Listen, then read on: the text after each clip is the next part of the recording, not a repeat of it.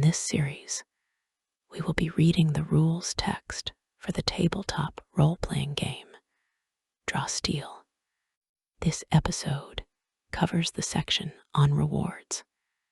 Chapter 13, Rewards. Virtue is its own reward, but wouldn't a magic sword also be kind of nice? As heroes adventure, they find and craft treasures even as they are awarded titles, earn renown, attract followers, and amass wealth. This chapter presents all the various rewards a hero can earn during their career. As you read over the rewards within, make note of the treasures and titles your hero would like to earn. Then you can start pursuing them during your adventures. Treasures. You've helped save the world, or at least a corner of that world important to you. Now you deserve the treasures that can help you do so even more efficiently next time. So claim your magic sword, psionic shield, and catapult dust, and ride to your next adventure. Treasures are the supernatural items that heroes find on their adventures, or that they craft themselves to help with their heroics. You might claim a magic whip from a bandit captain, or create a psionic necklace that will help you take down a dread cult. Treasures come in all shapes and sizes and are broken down into 4 types. Consumables are the most numerous treasures. These include potions, dusts, and other items that are consumed by you when you activate them. Most consumables can be used only once. Trinkets are treasures with supernatural properties that never fade.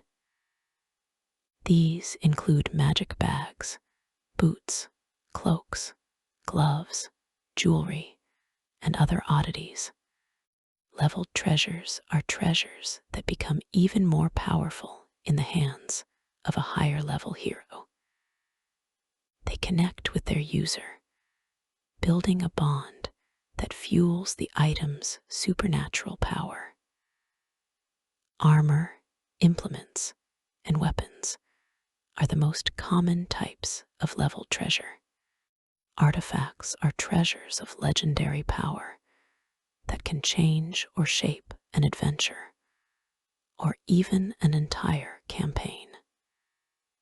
Each of these game-breaking items is unique, highly coveted, and well guarded. Found, earned, or crafted, the rules of the game account for worlds where the average person, sometimes even the average noble, doesn't have regular access to treasures. There might be an apothecary in the capital city of a region, but they're selling herbal remedies, not supernatural potions. In Vasloria, a town blacksmith isn't selling magic maces, and the local tailor doesn't make psionic capes. There simply aren't enough treasures readily available to create a good trade economy. Word sometimes gets around of mysterious clubs where heroes and treasure seekers can meet up to swap items. But the constant threat of thieves makes such markets difficult to find. Most treasures are found as part of adventures. Many people concoct dastardly schemes, but only those with the will and power to enact that vision become villains. And acquiring treasures of great power is often part of a villain's plans. As such, the heroes who vanquish those evildoers often get to claim those treasures for themselves. At other times, generous and well-off individuals, such as monarchs and powerful mages, can reward treasures as thanks for heroic deeds. Heroes can also craft their own treasures, forging the tools they need to get the job done using the rules in Chapter 12. Downtime projects. Items that can be crafted have their item prerequisite, project source, project role characteristic, and project goal. The number of project points needed to complete the project, noted in their descriptions. What does this treasure do? When a hero finds a treasure, they learn its properties if they examine it for 5 uninterrupted minutes, unless the item's description says otherwise. Sidebar: treasure item prerequisite.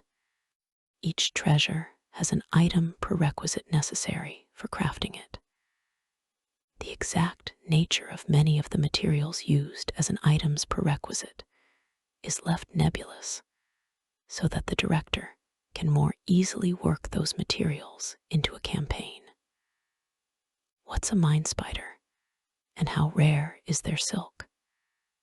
That's for the director to decide, whether they want to drop prerequisite items into their planned adventures or craft an entire side quest around finding them. Wearing treasures. Many treasures, such as cloaks, jewelry, hats, and boots, must be worn. Unless the director deems otherwise, these items supernaturally resize themselves to fit the creature using them. Wearable treasures have keywords that indicate which part of the body they are meant to adorn: arms, feet, hands, head, neck, or waist. The ring keyword marks treasures typically worn on the finger. You can wear any number of treasures that have the same body keyword, as long as the director deems it reasonable. For example, it might be fine for a 4-armed time raider to wear 2 pairs of bracers, but the director might decide that the same hero can't benefit from wearing 2 magic cloaks at once. If the director decides you're wearing too many treasures with the same body keyword, none of those treasures function. Though body keywords indicate where a treasure is meant to be worn, treasures can still function if worn on other parts of the body. For example, a hero without ears, or who just wants to have a different look, might wear an earring as a piercing anywhere else they desire. If a wearable treasure comes as a set, such as a pair of bracers, boots, or earrings, all items in the set must be worn to gain the treasure's benefits. Wielding treasures. Some treasures are wielded in the form of weapons or implements. A weapon might have the light weapon, medium weapon, or heavy weapon keywords, or might have a keyword denoting a specific category of weapon, bow, polearm, and so forth. An implement might have the implement keyword or a keyword denoting the type of implement, orb, wand, and so forth. Armor is also considered a wielded treasure, with the light armor, medium armor, or heavy armor keywords, or the shield keyword. A hero can wield as many weapons, implements, suits of armor, or shields as they can feasibly hold or wear. However, an ability can benefit only from one weapon or implement at a time. Treasures and kits. To gain the benefits of a weapon or armor treasure, the treasure must have keywords that match the equipment of your kit. For instance, a hero using the warrior priest kit can benefit from wearing a heavy armor treasure and wielding light weapon treasures, since those are part of that kit. If your hero doesn't use a kit, they can't gain benefits from using armor or weapon treasures, unless unless they have a feature that says otherwise, such as the conduit's prayer of soldier's skill. A weapon's damage bonus only adds to melee abilities if your kit has a melee damage bonus. A weapon's damage bonus only adds to ranged abilities if your kit has a ranged damage bonus. Magic and psionic treasures. The magic and psionic keywords for treasures refer to how those treasures are created, not how they are used. Just as magic potions and swords aren't limited only to characters who wield magic themselves, the magic and psionic keywords don't restrict the use of treasures to only certain types of characters, so that an implement with the magic keyword can be used to enhance abilities with the psionic keyword, and vice versa. Treasures that have the magic or psionic keyword and are used to enhance an ability don't add those keywords to the ability. Stamina bonuses and damage bonuses. If two treasures give a creature a bonus to their stamina or a bonus to the rolled damage of their abilities, only the higher bonus applies unless the treasure's description notes otherwise. Stamina bonuses and damage bonuses from consumables ignore this rule and can be stacked with other stamina bonuses and damage bonuses granted by treasures. Consumables. Consumables are treasures that can be used a limited number of times before they expire, losing whatever makes them supernatural. You can drink a potion once, and when you do so, that's it. It's consumed. Other consumables might have a specific number of charges that can be spent. Once those charges are gone, the treasure is useless. Consumables are organized by echelon to make life easy for the director handing them out. See Echelons of Play in Chapter 1, The Basics. As a guideline, a hero should always be able to find consumable treasures or the materials required to craft consumables of their echelon and lower. For example, heroes who are 5th level should be able to find consumables of 1st and 2nd echelon.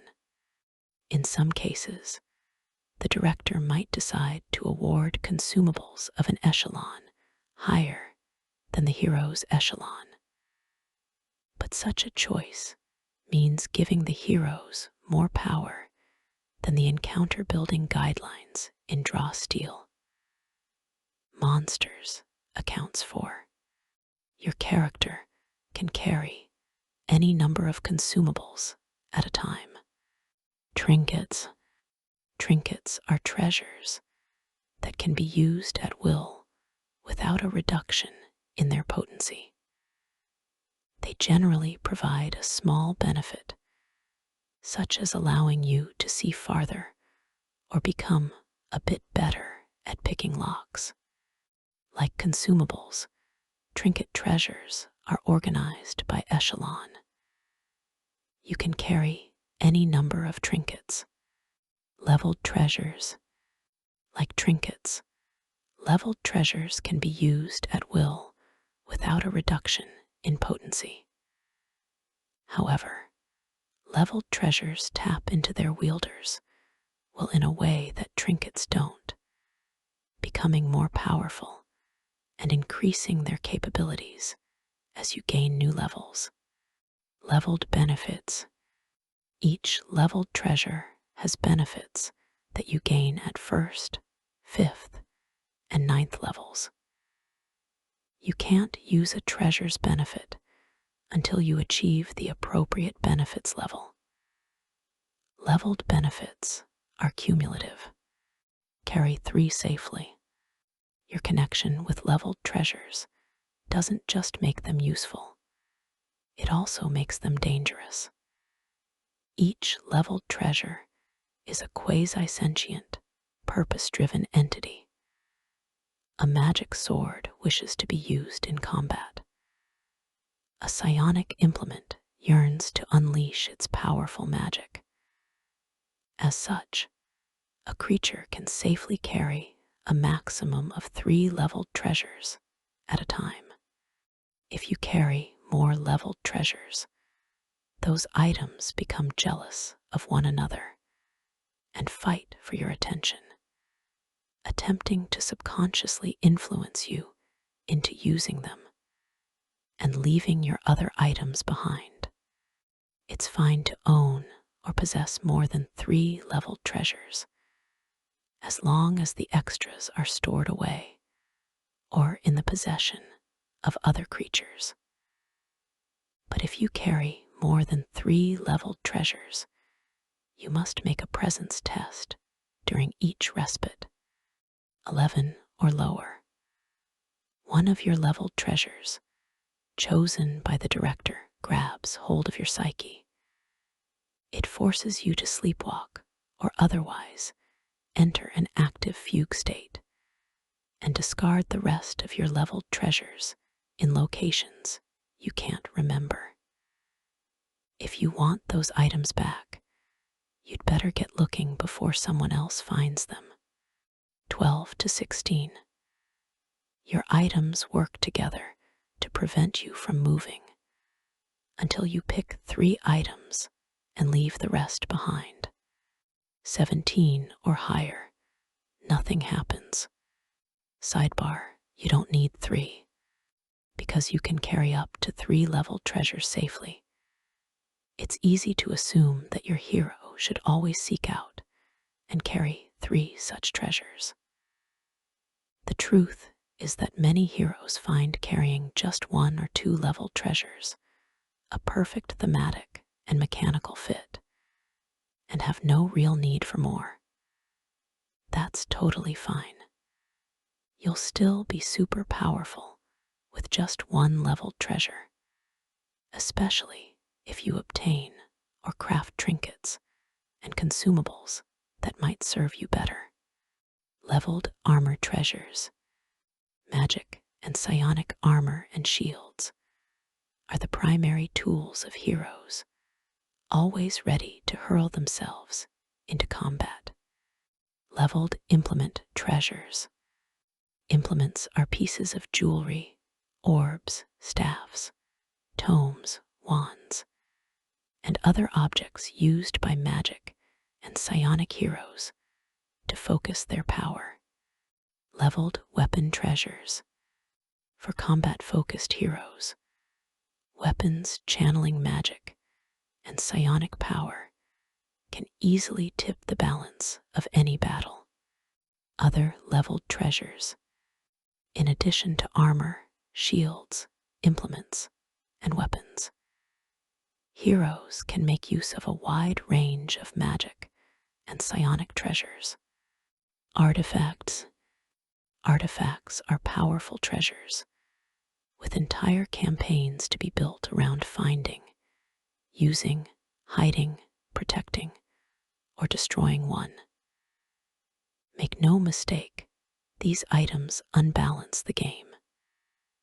If the heroes or villains have access to such a treasure, their power is far beyond what the encounter building guidelines in Draw Steel monsters expect. That's part of the fun. Typically, one creature never holds onto an artifact for too long. Most of these treasures have a sentience of their own and an eagerness to move on.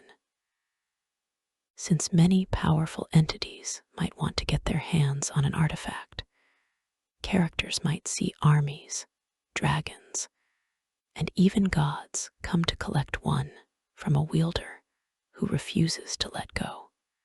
Titles. Titles are special benefits earned by heroes through adventure and mighty deeds. Heroes must win titles, sometimes individually, sometimes as a group by accomplishing heroic tasks.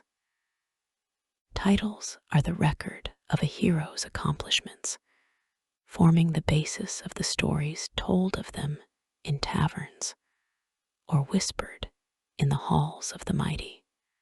Each title comes with a new ability or other special benefit.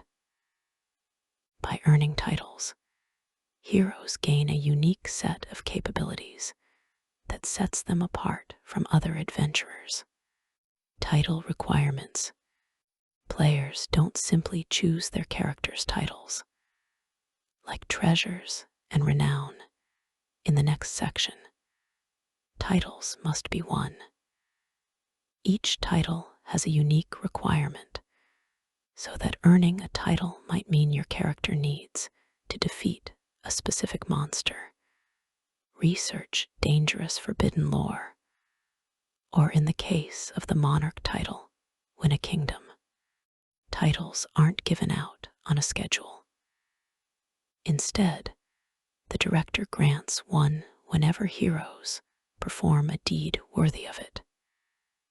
Just as a hero doesn't automatically find a magic weapon simply because they meet the requirements for using it, they don't automatically earn a title unless it's granted by the director.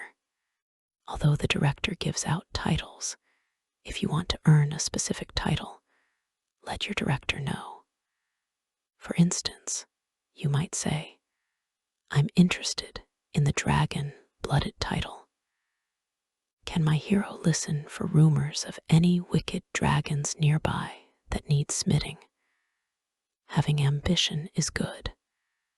Pursue the titles you want that will make you a better hero." Title echelons. Each title is assigned to an echelon of play where it is most likely to be earned. For instance, knighthood is something that can be typically earned by the second echelon, but becoming a monarch can usually only be achieved in the fourth echelon.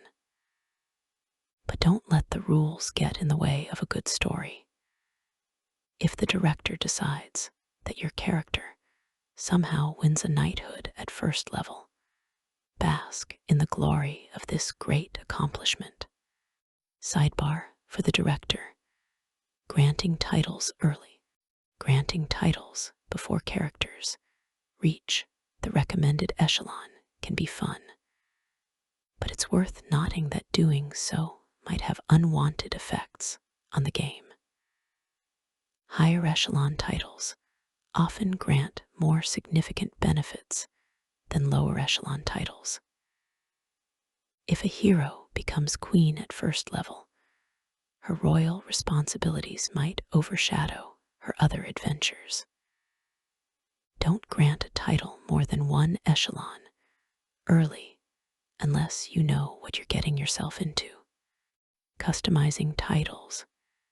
This section details a number of ready-to-use titles, but the director can also create custom titles, both to reward specific player accomplishments and to flesh out organizations, locations, and foes within their own game world.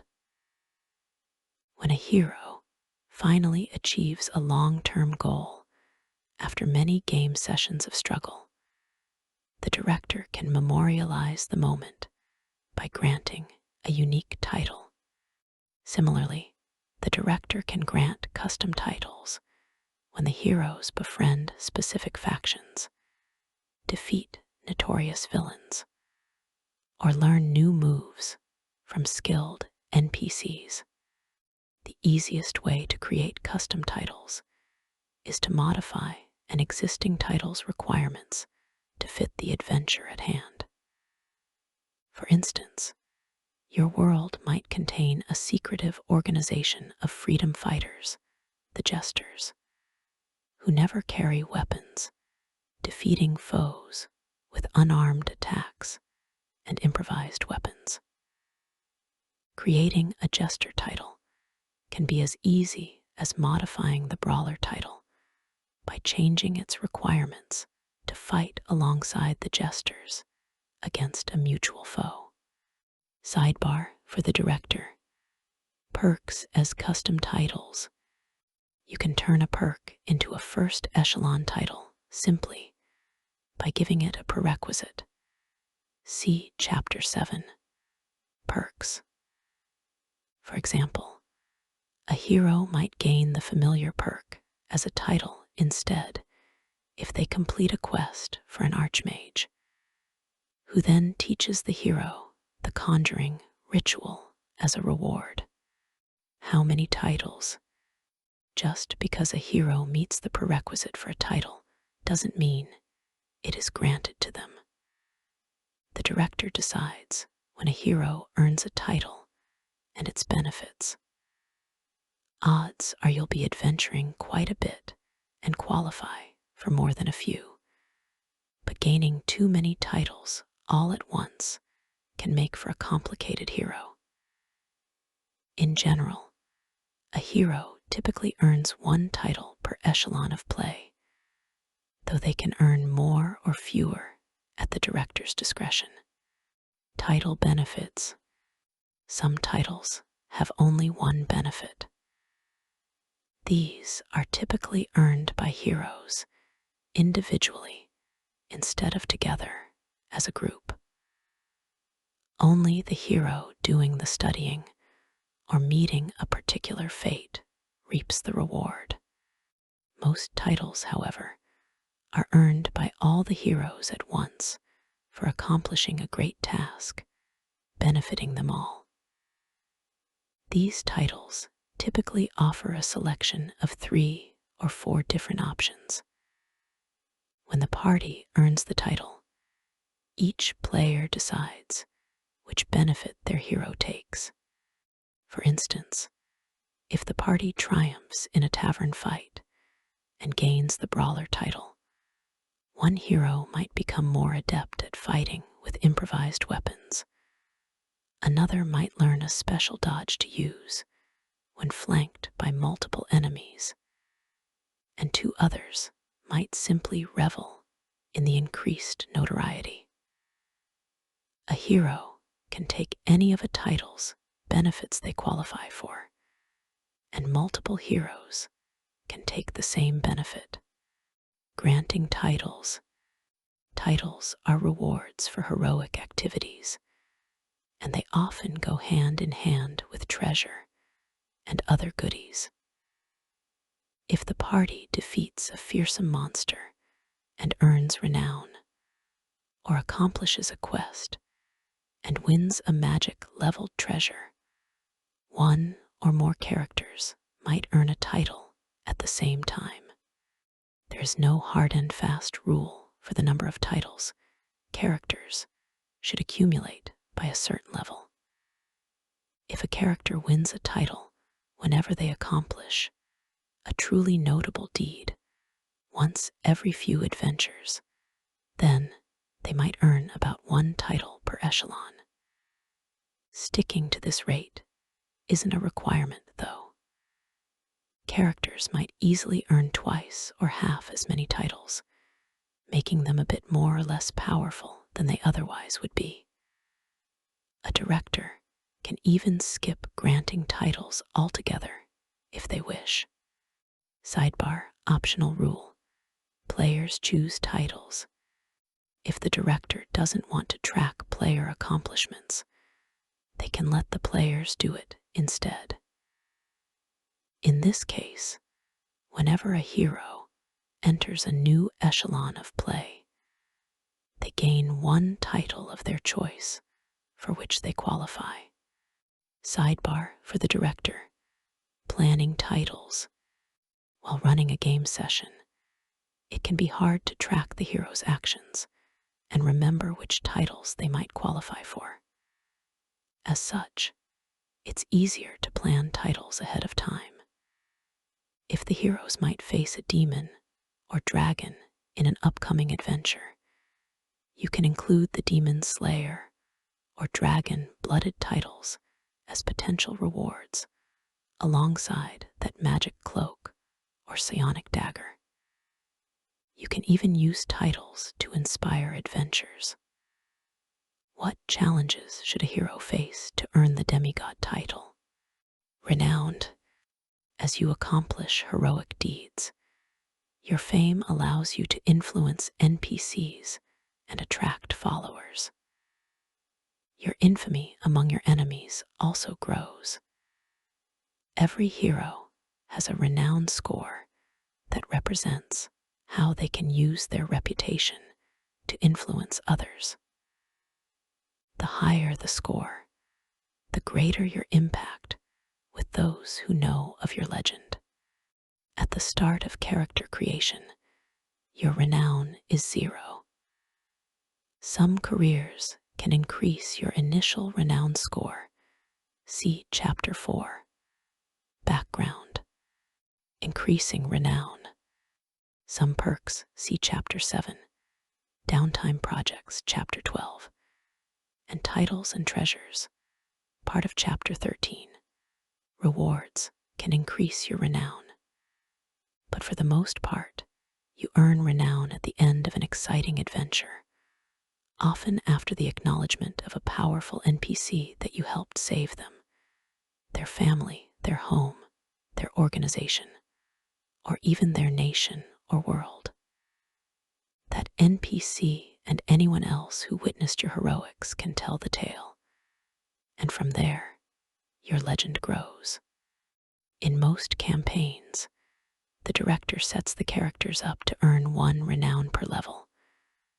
But some campaigns will feature heroes who are more or less famous or infamous than that.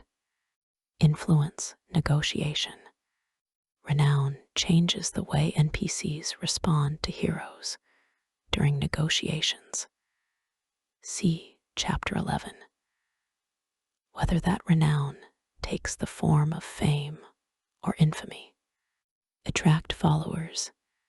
Your renown score allows you to attract and employ followers who perform different duties or favors for you.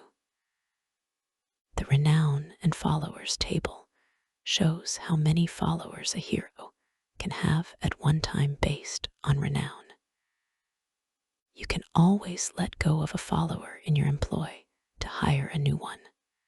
You can recruit followers up to the maximum your renown allows as a respite activity, provided you are in a place or have a means of communication that allows you to recruit such followers. Renown and Followers. Renown 3, 1 follower. Renown 6, 2 followers. Renown 9, 3 followers. Renown 12, 4 followers. Stronghold. Many followers stay at a stronghold, which is a home base you designate and can change. Your stronghold is typically a location shared by your fellow heroes. It could be a few rooms at an inn in a sleepy village, an old castle you claimed after clearing it of monsters, or a fleet of sailing ships. Follower types. When you attract a new follower, you decide on their name and ancestry and choose what role they play in their service to you. Artisan. Artisans are crafting experts who can contribute to your research and crafting projects. See Chapter 12. Downtime projects. An artisan can contribute 1 project role per day to a downtime project you choose, whether you spend those days in respite, adventuring, or other activities. They must remain at your stronghold or at the site where the project is undertaken, and must have access to the necessary materials.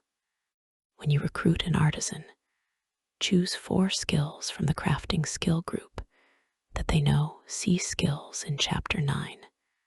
Tests. An artisan has a might or agility score of 1 your choice, a reason score of 1, and a 0 in all other characteristics. They know Kalian and 2 other languages of your choice. Retainers. Retainers are heroic NPCs who adventure alongside the player characters. They are controlled by players in combat and are both simpler to run and less powerful than player characters. A hero can have only 1 retainer in their service at a time unless the director deems otherwise. Because retainers and their stat blocks are combat focused, the director can also decide that a large party can have only 1 retainer in total, or can't have any retainers at all to keep combat from getting long and tedious. Rules for retainers are found in Draw Steel. Monsters. Sages are research experts who can contribute to your research and crafting projects. A sage can contribute 1 project role per day to a downtime project you choose, whether you spend those days in respite, adventuring, or other activities. They must remain at your stronghold or at the site where the project is undertaken, and must have access to the necessary materials. When you recruit a sage, choose 4 skills from the lore skill group that they know. A sage has a reason and intuition score of 1 and a 0 in all other characteristics. They know Kalian and 2 other languages of your choice. Wealth. Draw Steel isn't about accumulating and counting every piece of copper you acquire. Instead of tracking a bank account, the amount of stuff your hero can purchase is based on their wealth score. As you accomplish more deeds, you acquire more treasure and rewards from grateful NPCs that allow you to be an even more effective hero. The hero wealth table shows the types of items, gear, services, property, and more that you can purchase in the game. For a hero to make a purchase, the item must be available to them. Being able to afford a suit of armor or a stay at an inn doesn't do much good in the middle of a trackless forest, an empty desert, or a remote dungeon ruin. As well, the director can also decide that a hero can afford only a limited number of purchases.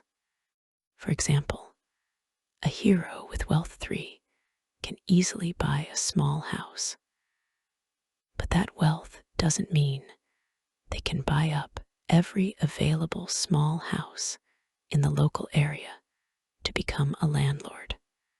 The table isn't meant to be an exhaustive list, but you and the director can use it to judge what your character can and can't purchase.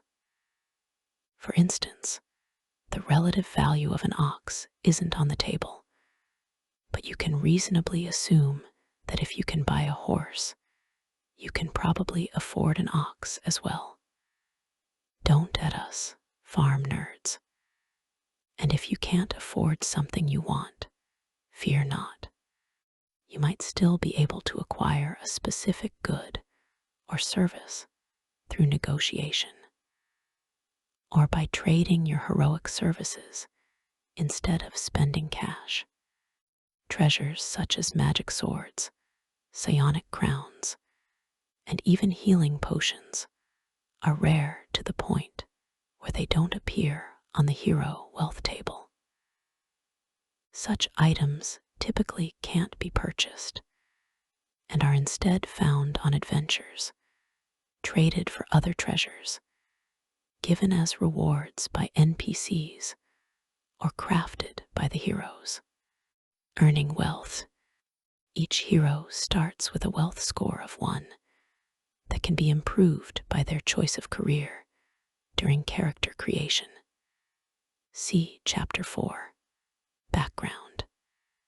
Your hero earns wealth whenever you find and keep a massive amount of monetary treasure, such as a hoard of coins and gems from a dragon's lair, or several unique and valuable paintings gifted by a monarch as a reward for a job well done. In general, a hero earns 1 wealth every second level of play. The director can increase this rate if they wish. Losing wealth. As an optional rule, the director can allow a hero to make a purchase that is 1 above their wealth score. If this occurs, the hero's wealth is reduced by 1 to a minimum of 0 after making the purchase. Sidebar: heroes don't do it for gold. In Draw Steel, being a hero isn't a transactional job, it's a calling. As such, using the promise of treasure to motivate the players to accept quests comes up much less often than in many other games. Sure, the heroes need money to live, and some might even enjoy getting rich from their adventures. But money isn't the reason they put their lives on the line. Each time you create a hero, think about why your character answers the call to adventure and make it about something more than gold. Hero wealth. Score 1. Mundane clothing, gear, armor, implements, and weapons. Meals or drinks at a common tavern. A stay at a common inn, passage on a boat. Score 2. Horse and cart. Dinner at a fine tavern. A stay at a fine. Score 3. Catapult, small house. Score 4. Library, tavern, manor, home, sailing boat. Score 5. Church, keep, wizard, tower. Score 6. Castle, shipyard. Thank you for listening. I hope you enjoyed this audio journey into the rules of Draw Steel. In our next episode, we will cover the rules for monsters,